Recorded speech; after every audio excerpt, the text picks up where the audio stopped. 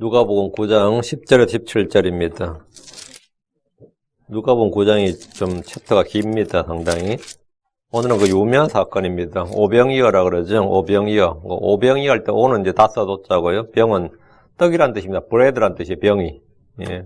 그리고 어는 이제 피쉬. 오병이어 하면 이제 5개의 빵과 2마리의 물고기, 뭐 이 말입니다. 그 오병이어 사건은 사복음서에 다 기록되어 있습니다. 사복음서, 예수님의 탄생도 사복음서에 다 기록되어 있잖아요.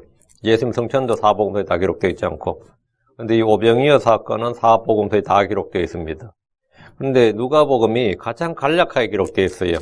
오병이어 사건이. 요한복음은 상당히 상세하게 되어 있습니다. 마태복음도 마가복음인데, 이 누가복음은 오늘 보면 이게 다예요. 아주 굉장히 간략하게 그냥 오병이어 사건을 살짝 그냥 지나가다시피 다루고 있는데, 예, 굉장히 다른 복음서에 비해서는 이 부분을 이제 좀 짧게 간략하게 다루고 있습니다. 예, 누가복음 9장 13절 말씀, 예, 같이 읽습니다. 그분께서 그들에게 이르시되 너희가 그들에게 주어 먹게 하라 하시며 그들이 이르되 우리에게는 빵 5개와 물고기 2마리 외에 더 없사온즉 우리가 가서 이 온 백성을 위해 음식을 사지 아니하고서는 할 수 없나이다. 주님께서 제자들에게 너희가 그들에게 먹을 것을 주라 했는데, 요한복음에는 왜 주님께서 이렇게 말씀하셨는지 이유가 설명되어 있어요. 그들을 시험하고자 하심이니라. 주께서 자신이 하실 일을 아시고 그들을 시험하시고자 하시면 이런 말씀들이 기록되어 있고 좀 더 상세합니다. 예, 오늘 장 기도하고 시작합시다. 이 아침에 하나님께서 저희를 모아주시고 또 함께 주의 첫날에 예배를 드려주셔서 감사합니다. 이 시간은 성경을 공부하는 시간입니다. 하나님께서 참 이 땅 육신으로 오셔서 친히 행하신 일들, 우리 주 예수로서 행적들을 살펴보고 있습니다. 복음서를 통해서 주님께서 보여주신 모든 사건들, 그 말씀들을 통해서 저희가 은혜를 받기를 원합니다. 주님의 성령께서 저희를 가르쳐 주시고 조명해 주셔서 저희가 이 말씀들, 이 사건들을 통해서 위대하신 주 예수 그리스도의 사역들을 잘 이해하고 깨닫게 해주시고 저희가 믿고 이 말씀들을 또 저희 삶에 잘 적용할 수 있도록 도우시길 간구합니다. 사랑 아버지 하나님께서 은혜를 많이 베풀어 주셔서 저희가 정말 이 주님께서 이 땅 육신으로 계시나 또 아니면 지금 하늘에서 하나님의 왕자 우편에 계시나 저희는 동일한 주 하나님이십니다. 주 하나님 저희가 은혜를 받고 또 성령 충만하게 되기를 원하고 이 시간 또 깨닫는 마음으로 또 믿는 마음으로 주의 말씀을 대하기를 원합니다. 주 하나님께서 오늘 시간보다 은혜롭고 복된 해야 되도록 도와주십시오. 감사드리며 주의 성기도합니다. 아멘. 예, 오늘 공부할 본문은 복음서에서 가장 유명한 사건, 가장 유명한 이적, 그 표적들 중에 하나인데 오병이어 사건입니다. 주 예수님께서 광야에서 말씀을 전하실 때 그곳에 모여든 사람들이 여자와 아이들을 제외한 남자들만 약 5,000명 정도 되었는데 이들에게 먹을 것이 없었습니다. 집회를 열었지만 집회에 필요한 음식이나 음료 등이 전혀 준비되지 않았던 겁니다. 요즘 같으면 미리 몇 월 며칠 몇 시에 어디서 집회한다 그러면 뭐 집회 주최 측도 있고 행사비 얼마 뭐 이런 거 있죠. 참가비 얼마 뭐 이런 게 있을 거 아니에요. 그리고 주최 측에서 뭐 이런 게 있는데 이건 그냥 갑작스럽게 사람들이 몰려드는 거란 말이죠. 그러니까 전혀 준비가 되지 않았던 겁니다. 주께서 이런 대규모 군중 집회를 연 것은 성경에 그리 많이 기록되어 있지 않습니다. 안식일에 해당이나 도시의 거리나 어느 집이나 산이나 바닷가에서 집회를 연 것들은 많이 기록되어 있지만 수천 명의 사람들이 모여서 주의 말씀을 들었던 이런 성경 기록상으로는 많지 않습니다. 오병이어 이적은 주께서 자신이 생명의 빵이라는 사실을 온 이스라엘에게 보여준 표적이었습니다. 나는 생명의 빵이니라. 내가 너희에게 먹을 것을 공급하는 공급자다. 이제 이걸 보여주신 사건이에요. 유대인들은 반복해서 주 예수님께 빵을 요구했습니다. 모세가 조상들에게 빵을 주어 먹게 한 것 같이 자기들에게도 빵을 달라고 했습니다. 하늘에서 빵을 내려주면 그가 그리스도라고 믿겠다는 겁니다. 왜 그러냐면 신명기에 분명히 그리스도는 모세가 나와 같은 대언자라고 그랬으니까 그러면 모세와 같은 이적을 좀 행해달라는 거였어요. 그 중에 가장 그들이 요구했던, 원했던 게 뭐냐면 빵을 내려달라는 것 같습니다.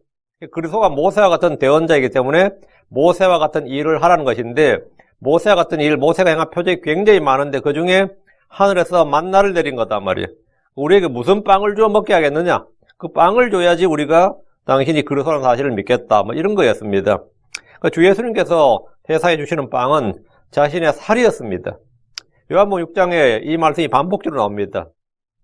요한복음 6장으로 왔어요. 요한복음 6장으로 갑니다.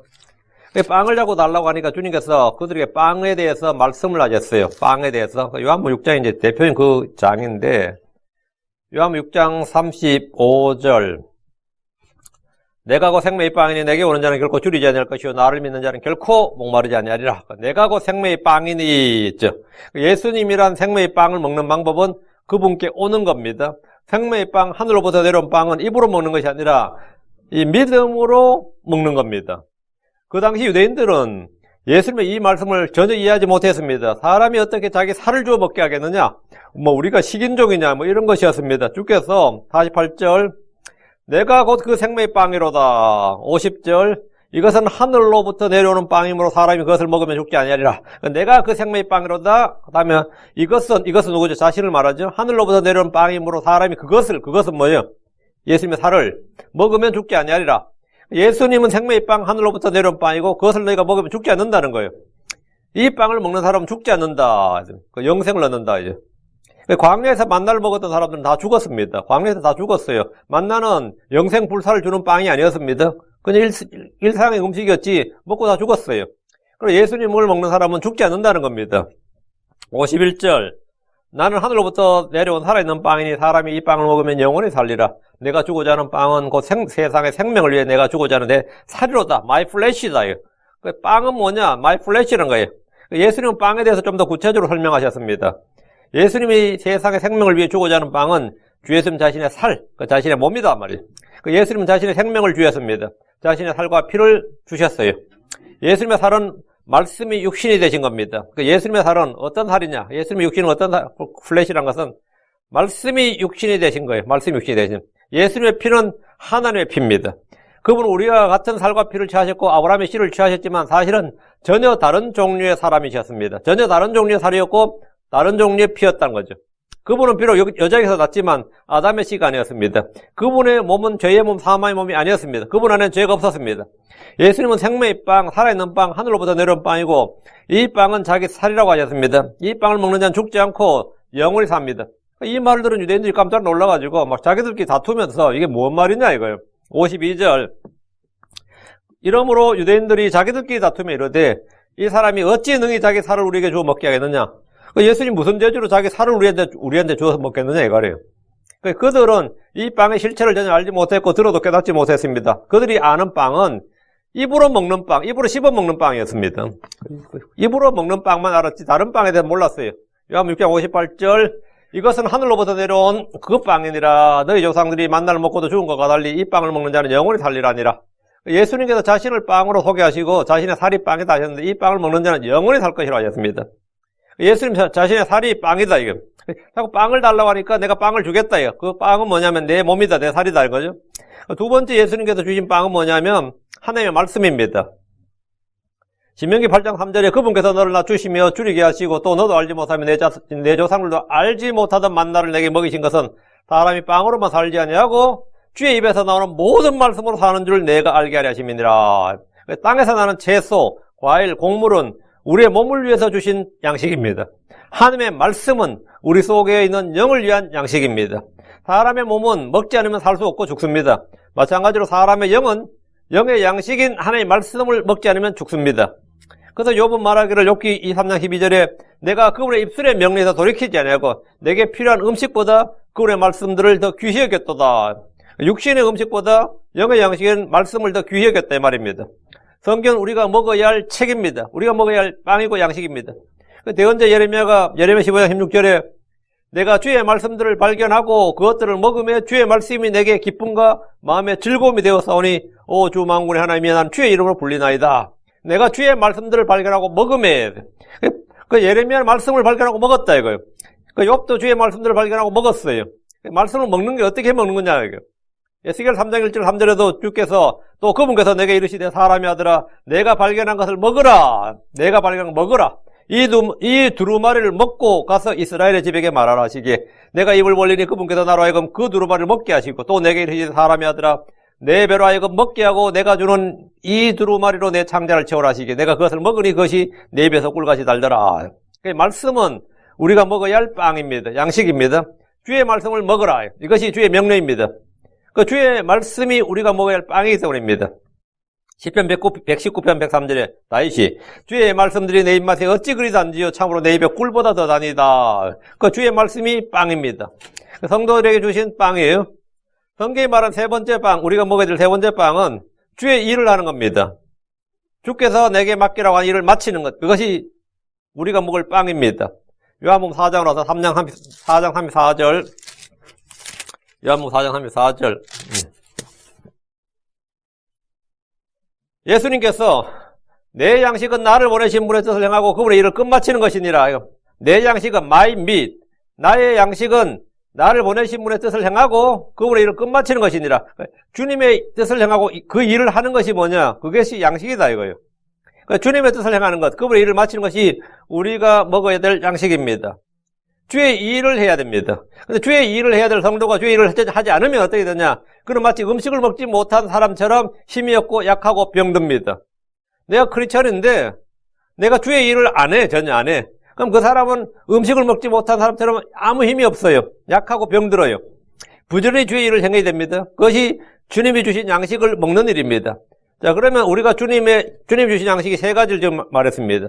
주님께서 내 살은 양식이니라. 하나님 입에서 나오는 모든 말씀은 빵이니라.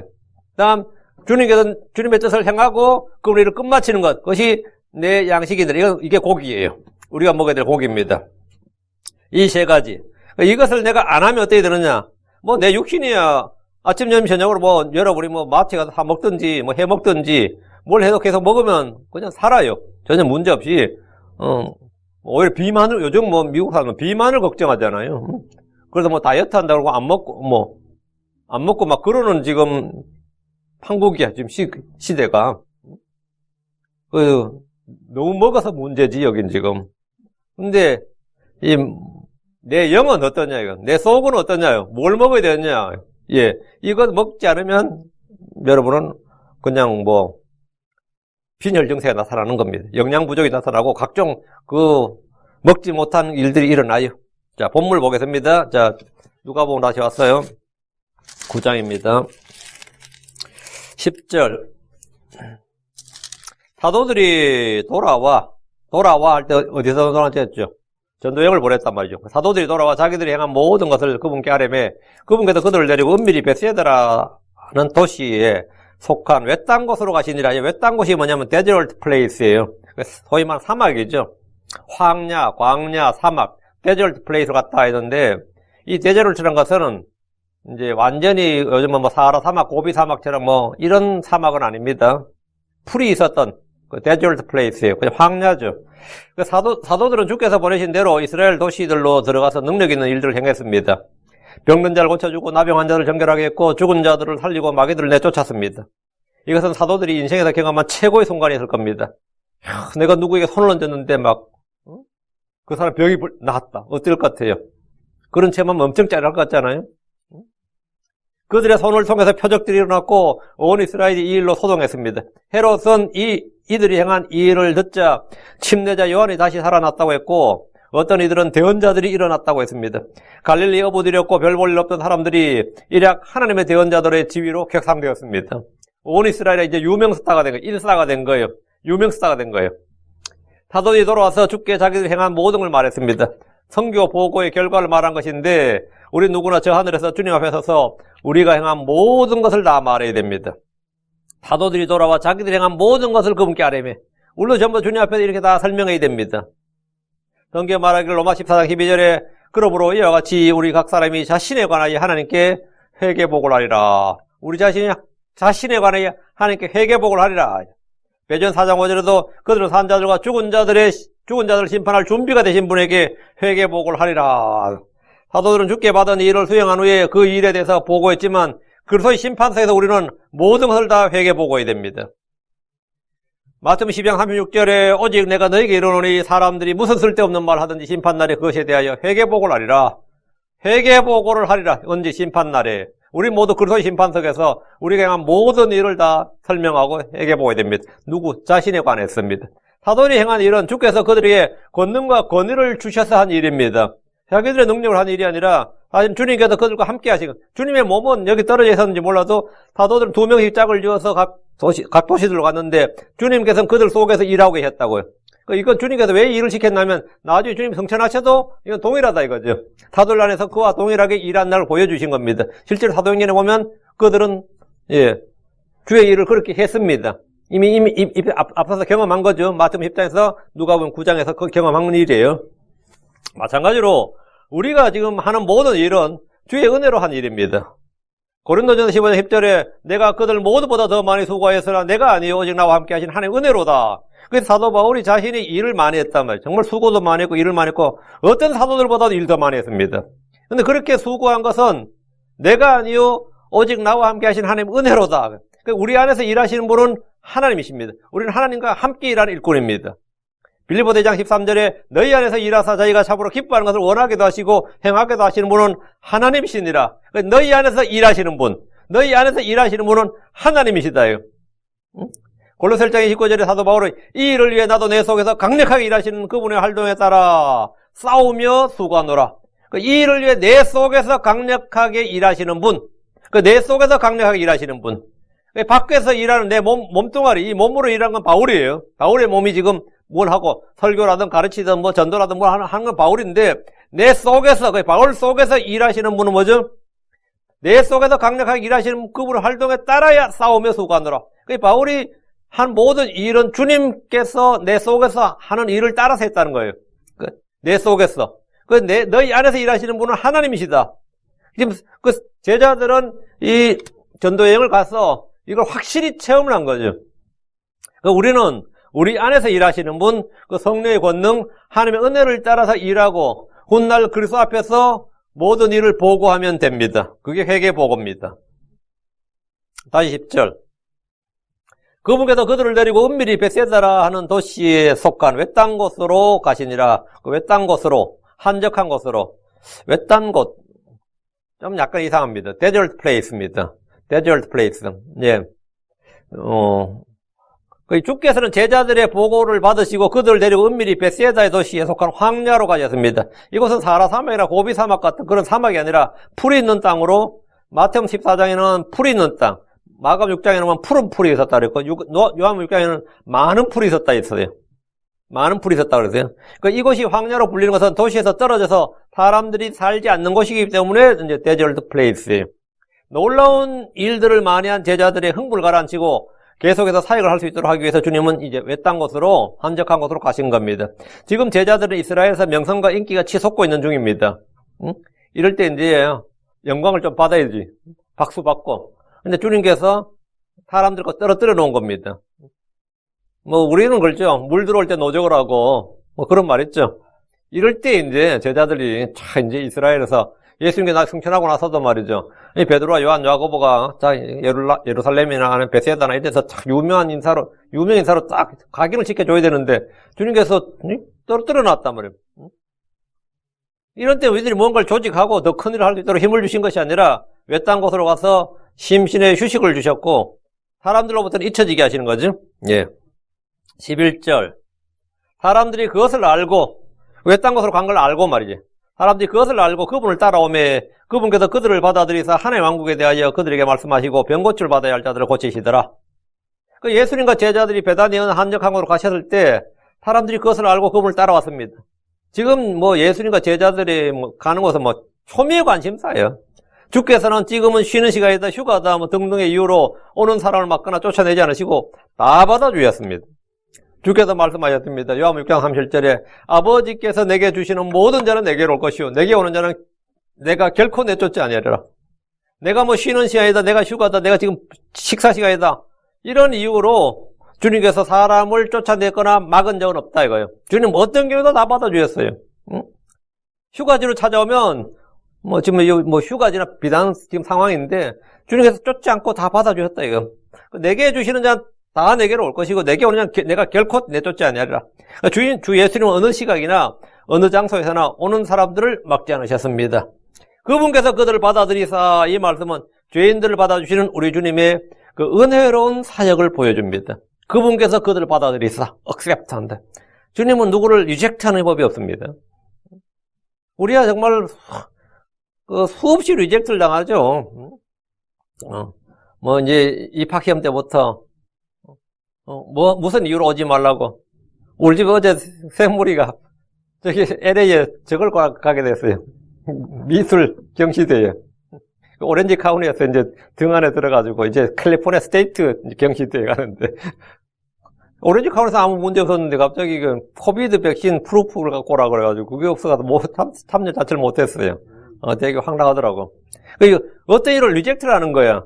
리젝트를 받은 사람은 기분이 엄청 좋아, 나빠? 엄청 나쁘죠. 우리는 뭐 대학 입학을 하든 뭘 하든 뭐 회사를 하든지 다양한 이유로 리젝트를 당합니다. 리젝트 당해요. 여러분이 어떤 분이 제가 굉장히 헐리우드 영화 유명한 분이 대학교 졸업 축사라는 걸 들었은 적이 있어요. 로버트 드니로든가 이름이 누구더라? 되게 유명한 사람인데. 근데 그 사람이 축사가 굉장히 인상적인 게 뭐냐면 지금부터 여러분은 연극영화과 그런 사람들이 대학생 졸업인데 지금부터 여러분은 향후에 몇백 번의 리젝트를 당한다는 거예요. 응? 대학교 연극영화과를 졸업했다고 해서 헐리우드 영화 제작자들이 누구도 여러분을 억셉트해서 배역 맡긴지 않는다 이거예요. 여러분 지금보다 배역 작은 거 하나를 따기 위해서도 수백 번의 리젝트를 당하는 이제 그게 시작이 됐다는 거예요. 아무도 여러분 웰컴하지 않는다 이거예요. 응? 로스쿨 나온 사람은 떨어져도 어쨌든 변호사예요, 그죠? 곧 변호 될 사람이고 뭐 다른 거 나온 사람 다른 거 막 하는데 그 연극영화과 나온 사람들 이런 사람들은 뭐예요? 배역 못하면 아무것도 아니라고요. 배역 못하면 그거 아무것도 아니라. 그럼 자기도 이제 지금 탑스타지만 그 똑같은 문장을 7번 제작자 앞에서 하고 연출가 앞에서 또 감독 앞에서 뭐 투자자 앞에서 계속 읽고 반복하고 했는데도 다 떨어졌다 이거예요. 그 수백 번을 떨어지고 단역 하나 맞는 거 그것도 수년간 수백 번 떨어진다 이거예요. 리젝트를 받는 법을 배우지 못하면 너희들 인생 끝난다 이거예요. 아주 뭐 장밋빛 비춰가지고 뭐 만세하고 졸업하지만 지금부터 아무도 여러를 받아주는 곳은 없다 이거예요. 그 말 맞는 말이에요. 아무도 너희를 받아주는 곳은 없다. 그래서 어쩌다 한 곳에 받아들여질 때 거기서 이제 기회를 잡기 위해서 이제 발버둥을 치는 거지. 세상이라는 건 다 그래요. 리젝트 받는 걸 배우는 거예요. 리젝트. 그런데 주님은 어떤 사람들 리젝트 한 적이 없다 이거예요. 마가복음 6장 34절에 따르면 주께서 그분께 오는 사람들에 대한 심정과 반응을 지금 기록되어 있는데 마가복음 6장 34절 한번 보시죠. 이 장면 똑같은 장면이에요. 이 오병이어 사건 같은 장면인데 제가 누가복음 굉장히 간략하게 기록되어 있고 마가복음이나 이제 요한복음 굉장히 상세하게 기록되어 있습니다. 마가복음 6장 34절에 보면 예수님께서 지금 한적한 곳으로 가서 좀 쉬려고 제자들을 좀 떨어뜨려 갔는데 사람들이 막 몰려오는 장면이잖아요, 지금. 마가복음 6장 34절. 예수님께서 나오사 많은 사람들을 보시고 그들이 목자 없는 양 같으므로 그들을 불쌍히 여기는 마음을 가지사 많은 것을 그들에게 가르치기 시작하시더라. 예수님께서 그들에 대해서 갖는 마음, 그죠? 그들을 받아들일 때 가졌던 마음이 뭐예요? 목자 없는 양 같으므로 그들을 불쌍히 여기는 마음을 가지사. 이게 주님의 마음이에요. 컴패션이죠. 주께서는 그들에게 하나님의 왕국에 대해서 말씀하시고 병 고치를 받아야 할 사람들을 고치셨습니다. 말씀 선포와 치유는 우리 주께서 늘 하셨던 일입니다. 병자들 중에 주께 나와 고침받지 못하는 사람이 없었습니다. 훗날 사도들 역시 병든 자들에게 손 얹어 낫게 했는데 이것을 사도의 표적이라고 합니다. 오늘날 크리스천들이 우리 주 예수님과 사도의 표적 흉내 내려고 한다면 그건 큰 오산입니다. 12절입니다. 12절. 예. 자, 누가복음 다시 12절.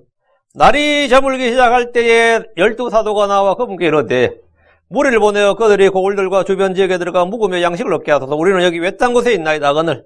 날이 저물기 시작할 때라면 이제 지금으로 치면 이제 6시에서 7시 뭐 이 정도 되겠죠. 뭐 겨울이라면 더 빠르겠지만 12사도가 그때 주께 나와서 말했습니다. 무리를 보내어 고을들과 주변 지역에 들어가 묵으며 양식을 얻게 하소서. 이제 지금 저녁이다. 곧 밤이 될 거니까 저녁 식사 시간이고 밤에 광야는 밤에 어때요? 날씨가 급격히 온도가 떨어진단 말이에요. 추워진단 말이에요. 사고 나죠. 그러니까 이제 빨리 해산하고 각자 먹을 거 먹고 주변에서 뭐 잠잘 때 민박할 사람들 민박하고 이렇게 하자 이거예요. 이것은 무리들의 식사 문제에 대해서 이제 가장 현실적인 해결 방안, 사람들이 생각할 수 있는, 제자들이 생각할 수 있는 가장 현실적인 방법이에요. 무리를 해산해서 각자 알아서 양식을 얻게 하자는 겁니다. 우리는 여기 외딴 곳에 있나이다. 우리는 이들을 어떻게 해결할 방법이 없다. 우리는 지금 여기 외딴 곳에, 우리 시장에 있는 것도 아니고 도시에 있는 것도 아니고 성전에 있는 것도 아니고 우리는 여기 외딴 곳에 있나이다. 그 제자들이 무리들을 해산하고 그들에게 각종 음식을 얻게 하자고 하는 이유가 바로 이겁니다. 13절.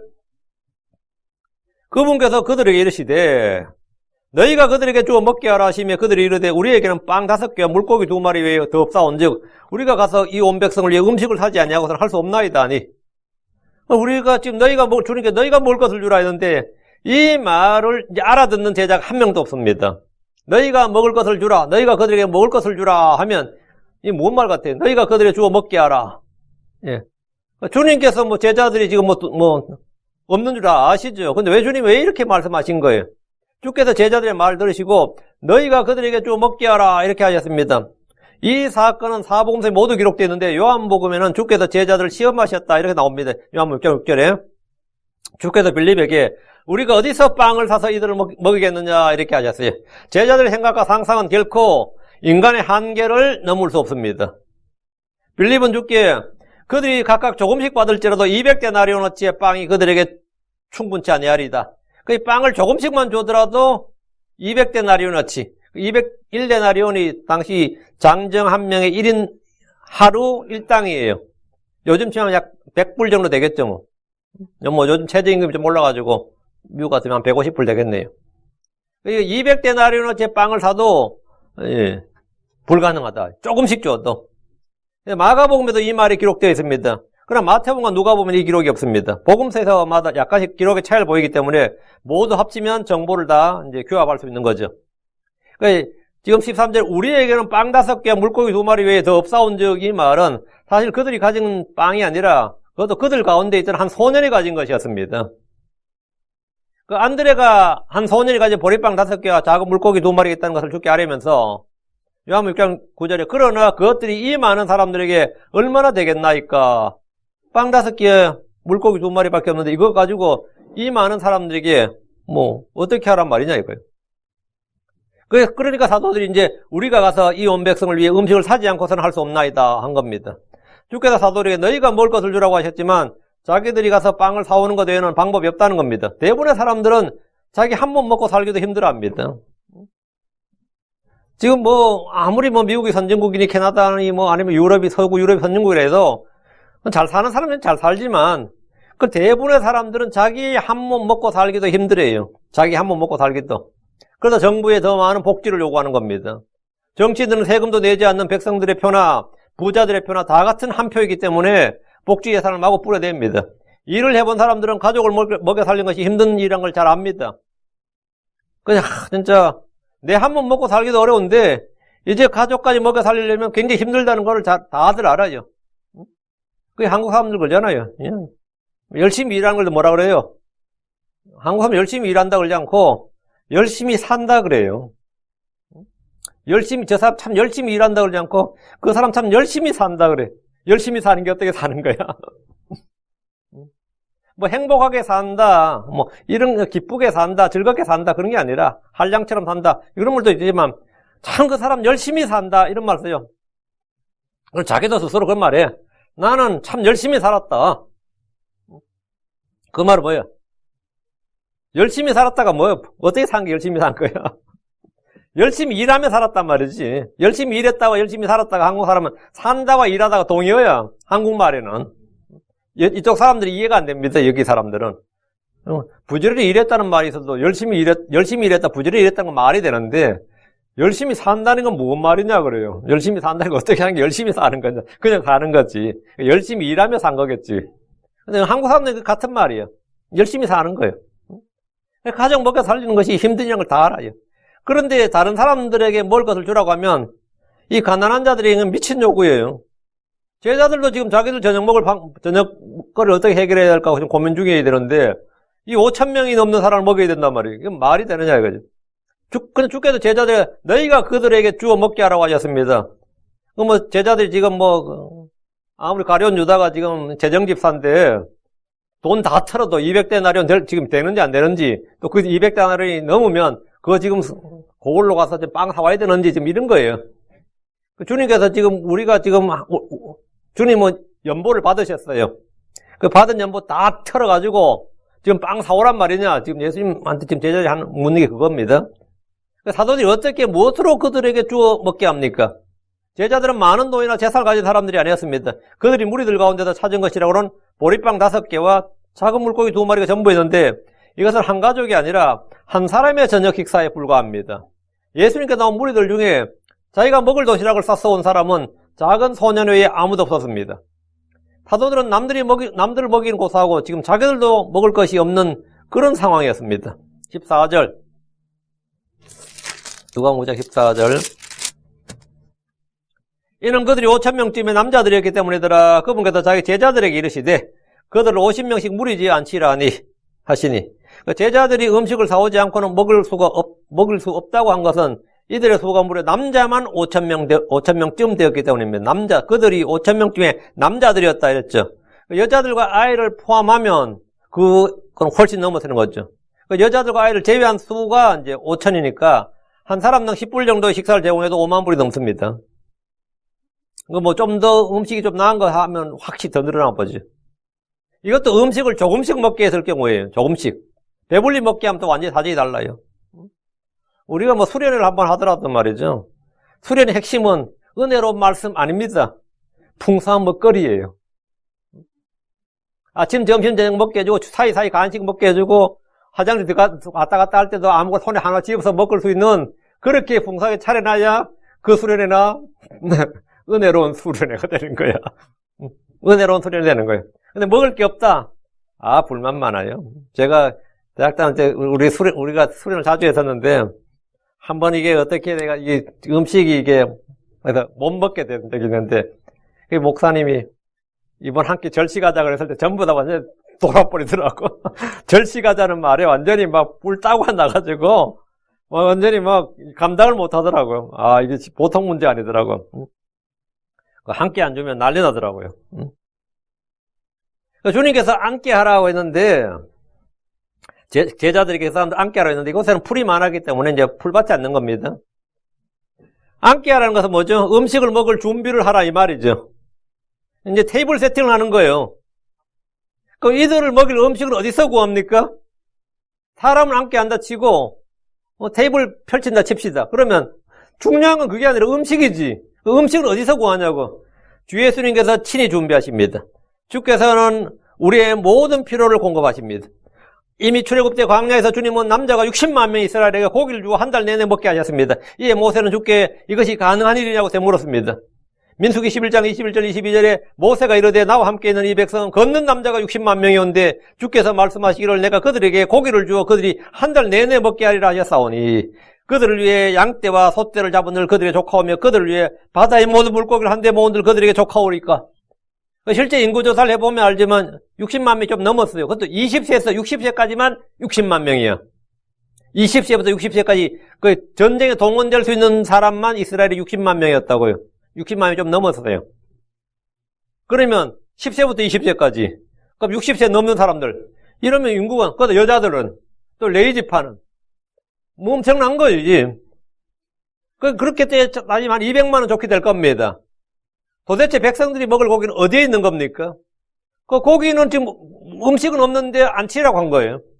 주께서 친히 준비하시고 그들에게 주시는 겁니다. 하나님 우리의 모든 필요를 공급하시는 분입니다. 주께서는 이 일이 어렵지 않습니다. 불가능한 일이 아닙니다. 주께서 너무 어려운 일이 없습니다. 예레미야 32장 17절 27절에 주 하나님의 보시옵소서 주께서는 주의 크신 권능과 뻗은 팔로 하늘들과 땅을 만드셨사오니 주께는 너무 어려운 일이 없나이다. 예레미야 32장 27절에도 보라 나는 주요 모든 육체의 하나님이니라 내게 너무 어려운 일이 있느냐. 주께서는 죽은 자를 살린 일이나 잡는 자를 깨운 일이나 똑같습니다. 똑같아요. 주께서는 근육통을 풀어주는 일이나 불치병이나 난치병을 고치는 일이나 똑같이 쉽습니다. 우리가 근육 뭉쳤는데 그럼 그거는 병으로 안 친다고요. 아파도 그 근육 뭉친 거예요. 그러면 아파도 그 병으로 안 쳐요. 그렇죠? 제가 지난 며칠 전에 등이 하도 아파가지고 이틀간 등이 진짜 너무 아픈 거예요. 아픈 게 좀 평소 그냥 아프다 정도가 너무 아프니까 좀 이상을 딱 느끼해가지고 인터넷에 좀 찾아봤더니만, 뭐, 췌장암, 췌장염, 폐암, 폐, 이거 심각한 거야, 이게. 야, 이거 뭐야, 이거. 이 교감신경애가 뭐가 등하고 이게 뭐, 이거 등에 다 나타난다는 거예요. 그래가지고 뭐 부위별로 작은 이미지 보니까 뭐, 여기는 뭐가, 여기 아픈 거는 여기 없을 때, 여기 보니까 내가 아픈 부위를 쭉 보니까 심각한 거예요. 복통을 동반하지 않으면 췌장 쪽은 아니래. 그냥 복통이 되면 췌장은 아니네, 이런. 요쪽은 뭐 하면 뭐가, 하나는 진리는 자가진단이라 그러죠. 정확한 건 아니죠. 그건 순전히 자기가 셀프 하는 거니까. 물론 병원 가서 이제 진단해봐야 되는데, 하나님께 제가 기도를 하는데, 이제, 제일 쉬운 건, 제일 좋은 건 뭐죠? 근육통이면 제일 간단한 거죠. 그죠? 쉬면 되잖아요. 근육통이면. 그래서 제가 딱 기도를 하는데 또 이게 생각이 나는 거예요. 아, 주께서는 근육통을 풀어주는 일이나, 불치병이나 난치병을 고치는 일이나, 주님한테는 똑같은 거예요. 주님한테는 똑같은 거예요. 그러니까 저 아무것도 아니더라고요. 그래도 내 집사람한테 그 이야기 했더니만 빨리 보험 들어라 그러고 막 그래.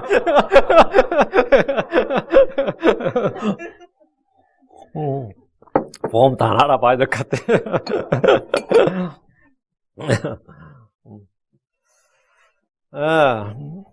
주님한테 똑같이 쉬운 일이에요. 그 믿음으로 사는 거지. 뭐 솔직히 모르는 일이죠. 근데 주께서 이 모세의 의심하는 말이나 불신의 반응에 대해서 주님 답을 하셨는데, 민수기 11장 3절에 주께서 모세에게 이르시되 주의 손이 짧아졌느냐, 내가 이제 내 말이 내게 이루어지는지 그렇지 아니한지 보리라. 지금 사도들 중에 아무도 예수님이 광야에서 백성들에게 40년 동안 만나를 내려주셨고 그들에게 생수를 주셨고 고기를 주셨던 주 하나님이라는 사실을 알고 믿는 이가 없었습니다. 지금 12사도들이 자기들이 지금 각 도시에 가서 병도 고치고 죽은 자 살리고 나병 환자 깨끗하게 하고 별것 다 마귀들 내쫓고 별짓 다 해서 자기들 손으로 그렇게 하고 돌아왔는데도 불구하고 예수님이 예전 자기 조상들이 그 이스라엘에서 나올 때 그 시내 광야에서 만나를 주신 분이라는 사실, 그분의 고기를 그 백성의 고기를 주셨던 그 하나님이라는 사실을 아는 사람은 없었어요. 그까지는 연결이 안 되는 거예요, 지금. 그건 지금 베세다의 한적한 곳에서 5,000명이 넘는 사람들에게 저녁 식사로 배울릴 빵을 주실 수 있는 분이 주 예수님이라는 사실을 그들은 꿈에도 생각하지 못했습니다. 한마디로 지금 이곳에 그들과 함께 계신 주 예수님이 출애굽의 그 시내 광야에 계셨던, 그 아라비아 광야에 계셨던 그 주 하나님이라는 사실과 서로 연관지어서 생각하지를 못했어요. 예수님께서 가르치시고 병을 고쳐주신 분이고 죽은 사람을 살리신 것을 보았고 바다에서 바람과 파도를 잠잠케 하시고 군단의 마귀들을 몰아내신 것도 봤지만 그분이 창세기에 나오는 그 출애굽기에 민수기에 나오는 바로 그 하나님이라는 사실은 꿈에도 생각하지 못했습니다. 그렇게는 링크가 안 되는 거예요. 이 커넥션이 안 돼. 이분이 그분이 아닐까? 이렇게는 서로 이 마음속에 생각이 안 떠오르는 거예요. 응? 이분이 바로 그 출애굽의 하나님이다. 이러면 뭐가 되는 거죠? 그건 아무 문제, 노 프로블럼이지. 근데 그까지는 전혀 생각이 안 되는 거지. 응? 여러분이 어떻습니까? 지금 여러분이 믿고 있는 주 예수님이, 우리가 주 예수님한테 예수 그리스도 이렇게 늘 하고 생각하는데 우리 크리스천이니까 우리가 믿고 있는 그 주 예수님이 전능하신 하나님, 창조주 하나님, 구약 성경에 계시던 그 하나님을 생각하고 믿고 확증할 수 있습니까? 광야에서 만나를 내려주시고 반석에서 물을 내시고 고기를 주시던 주 하나님이, 그 하나님이 육신을 입고 이 땅에 사람이 되어 오신 분이 주 예수 그리스도라는 사실을 알면 5,000명에게 빵을 줄 것이라는 이 주님의 말씀은, 너희가 빵을 주라, 너희가 먹을 것을 주라, 이 말씀은 뭐죠? 그들이 돈을 주고 빵을 사와서 주라는 것이 아니라 주 하나님께서 주신 것을 받아서 주라는 뜻임을 쉽고 정확히 알 수 있습니다. 너희가 그들에게 먹을 것을 주어 먹게 하라, 이 말은 주님 그럼 주십시오, 이러면 된다 이거죠. 너희가 그들에게 주어서 먹게 하라, 이 말은 뭐야? 우리가 빵을 사와서 먹게 하라, 이 말이 아니라 주님께서 나누어 주신 것을 뭐라고요? 그들에게 주어서 먹게 하라, 이 말이에요. 그러니까 우리가 지금 하나님의 말씀을 세상에 전한 것도 우리가 말씀을 창작해서 지어내서 사람들 전하는 게 아닙니다. 주께 받은 말씀을 전하는 거지. 그렇죠? 생명의 빵을 받아서 전한 거라고요. 우리는 주님께 전부 다 받아서, 그 능력이든 은혜든 뭐든 하자 하나님께 받아서 우리는 주는 사람들이란 말이죠. 그래서 누가복음 12장 42절에 주께서 이르시되 그런즉 자기 주인으로부터 그의 집안 사람들을 넘겨받아 다스리며 제때 그들에게 그들 몫의 양식을 나누어 줄 신실하고 지혜로운 청지기가 누구냐? 그들의 목회 양식을 나누어 줄. 청지기는 주인의 창고에서 양식을 끄집어내서 나눠주는 거예요. 그게 청지기라고. 우리는 우리의 힘과 능력으로, 우리의 재물로 주를 섬기는 게 아닙니다. 우리의 힘과 우리의 능력으로 일을 하는 것이 아니라 주께서 우리에게 주신 것을 받아서 일을 하는 겁니다. 주께서 우리의 주신 걸 받아서 일하는 거예요. 우리는 주께서 베푸신 은혜와 형통하게 해주신 것을 주께 받아서 주께 드리는 거예요. 주께 받아서 형제들에게, 이웃들에게 나눠주는 거라고요. 근데 가끔 받아서 이제 직권주로 하는 사람들이 있어서 문제지. 받아주는 거라고. 우리는 주님이 내게 주신 것을 받아서 이웃과 형제들에게 나눠주는데 그걸 주님께서 선을 행했다, 의를 행했다고 합니다. 성도들에게 주라. 이 명령은 주님으로부터 받아서 그 받은 것을 주라는 말씀입니다. 여러분이 받은 게 있으면 줄 게 있는 거죠. 여러분이 받은 게 있으면 줄 게 있는 거예요.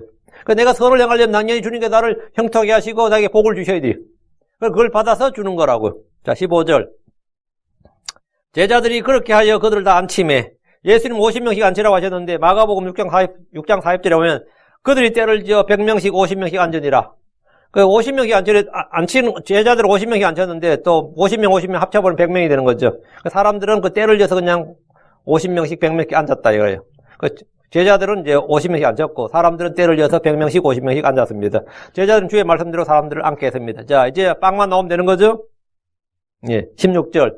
예, 그분께서 빵 5개, 물고기 2마리를 취하사 하늘을 우러보시며 그들을 축복하시고 떼어 제자들을 주사 무리 앞에 놓게 하시니 테이블 이제 세팅하는 거예요.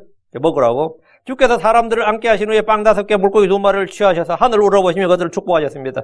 여기서 많은 크리스천들이 영적 교훈을 찾습니다. 여러분이 영적 교훈을 찾으면 돼요. 첫째, 하나님은 무에서 유를 창조하실 수 있는 분이지만 주님은 빵 5개, 보리빵 5개, 물고기 2마리 필요 없이 그냥 무에서 유를 창조하실 수 있는 분이지만 그 하늘에서 빵을 내리시면 돼요. 만날 내리듯이. 그렇지만 주께서는 사람들을 도구로 사용하신다. 하나님은 사람들을 통해 말씀하시고 사람들을 통해서 일하십니다. 그리고 하나님은 사람이 가진 것을 받으시고 사람들이 가진 것을 받아서 그것을 사용하신다는 거예요. 주께서는 어린 소년이 가진 것, 그의 소유를 받으셨습니다. 하나님은 사람이 가진 것을 하나님의 뜻대로 사용하도록 들을 때 그것을 복주시고 하나님께서 그것을 뜻대로 사용하십니다. 하나님께서는 친히 받으신 것들을 부수신다. 여기서 우리말 성경에 떼어라고 번역된 거 있죠.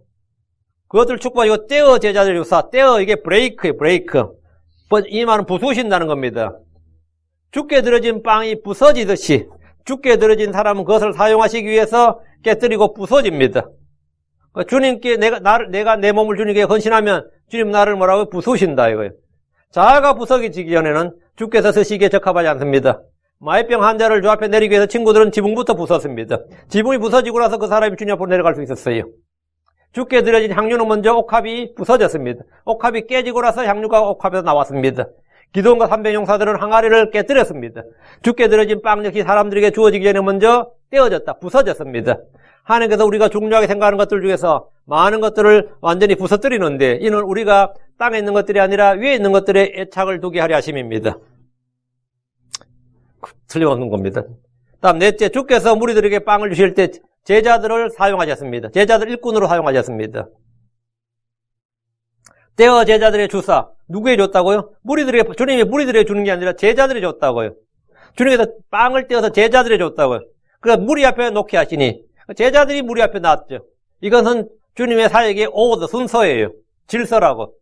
생명의 빵인 말씀 역시 하나님의 말씀 역시 주께서 제자들을 사용해서 그들에게 말씀을 주면 대언자들 사도들의 말씀을 주면 또 복음 전자들이 그 말씀을 받아서 사람들 앞에 그것을 놓게 하는 겁니다.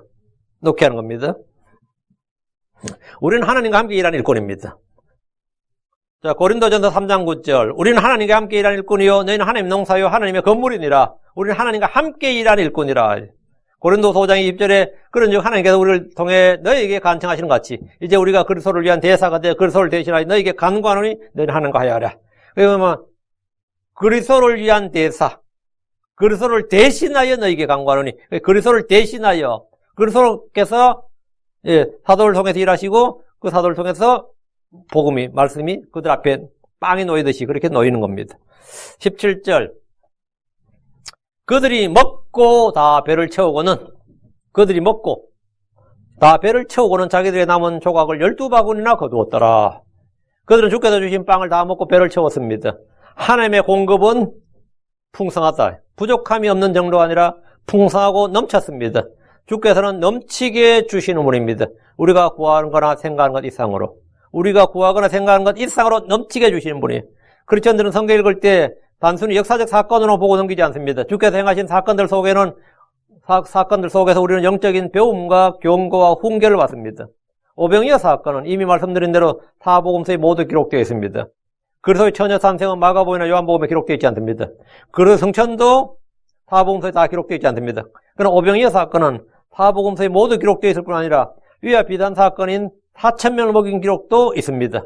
우리 주께서 처음 받으신 시험이 이 돌들로 빵을 만들라 했죠. 이 사건을 통해 우리는 중요한 교리적 예언적 진리를 알아야 됩니다. 첫째, 이 한적한 곳, 이 광야에서 주께서 5,000명을 먹인 이 사건은 광야에서, 구약의 광야, 신의 광야에서 백성들에게 만나 주신 주 하나님이 바로 주 예수 그리스도라는 사실을 입증해 줍니다. 구약의 그 주 하나님 뭐라고? 신약의 주 예수 그리스도라는 것을 지금 입증해 주는 사건이에요. 이 표적이. 그게 가장 중요한 교훈이에요. 진리라고. 둘째, 광야에서 예수님께서 유대인들의 빵을 좀 먹게 하신 것은 대환란 때 광야의 백성들을 먹이실 사건의 예표입니다. 자, 이 오병이어 사건은 구약으로 가면 민수기의 그 사건이 되고, 출애굽기 민수기의 사건이 되고, 요한계시로 가면 뭐가 되는 거죠? 요한계시로 하면 대환란 때 사건이 되는 거예요. 그러니까 이 오병이어 사건은 과거와 미래의 링크 역할을 합니다. 대환란 때 3년 반 42개월 동안 광야로 도망간 이스라엘을 먹이실 것이기 때문입니다. 그건 주님이 먹이신다 이거예요. 미가서로 갑니다. 7장 14, 15절. 이걸 한번 보죠. 말씀을 한번 봅시다. 미가서. 요나서 다음에 미가서요. 7장 14절, 15절. 주의 막대기로 주의 백성 곧 갈멜의 한가운데서 숲속에 홀로 거하는 주의 상속 백성 양떼를 먹이시되, 여러분 숲속에 홀로 거하신, 여기 나오죠. 여기 언더라인. 숲속에 홀로 거하는 주의 상속 백성 양떼를 먹이시되 옛날같이 바산과 길르앗에서 그들을 먹이시옵소서. 옛날같이 말하면 출애굽 때처럼 이 말이에요. 내가 이집트 땅에서 나오던 날들에 한 것 같이, 출애굽 때처럼 말이에요. 내가 그들에게 놀라운 일들을 보이리라. 왜 주의 백성이 갈멜의 한가운데서 숲속에 홀로 가는 거예요. 주님께서 그날에 산으로 도망하라 그랬잖아요. 유대에 있는 자들은 산들로 도망하라 그랬죠. 그래서 숲속에 홀로 가는, 지금 홀로 가는 그 유리방하고 있는 겁니다. 언제까지? 대할날이 끝날 때까지. 이들을 뭐 한다? 먹이신다 이거예요. 먹이신다. 언제처럼 먹인다고? 출애굽 때처럼 먹인다 이거예요. 이 말씀은 대환란 때 광야에 있는 주의 백성들을 주께서 먹이신다 이 말씀입니다. 계시로 갑니다. 12장 6절 14절. 여러분 오병이어 설교 여러분 많이 듣고 많이 익숙한 본문이겠지만 이 진리를 이렇게 연결시키는 거는 별개의 능력이에요. 별개예요. 이건 이제 말씀 침례기를 와야 돼. 이런 걸 들으려면. 계시록 12장 6절. 그 여자가 광야로 도피 아니라 거기에 하나님께서 예비하신 한 처소가 그녀에게 있으니 표출합니다. 이것은 그들이 1260일 동안 거기서 그녀를 먹이게 하려 하심이더라. 그 42개월 1260일 동안 거기서 그녀를 먹이게 하려 하심이더라. 그녀를 광야에서 먹인다고요. 광야에서 먹인다고. 이게 무슨 출애굽의 사건의 뭡니까? 다시. 근데 지금도 주님께서 데절트 플레이스에서 먹였단 말이에요. 같은 거예요. 그러니까 광야로 도피한 그들을 주께서 먹이신다고 합니다. 12장 14절.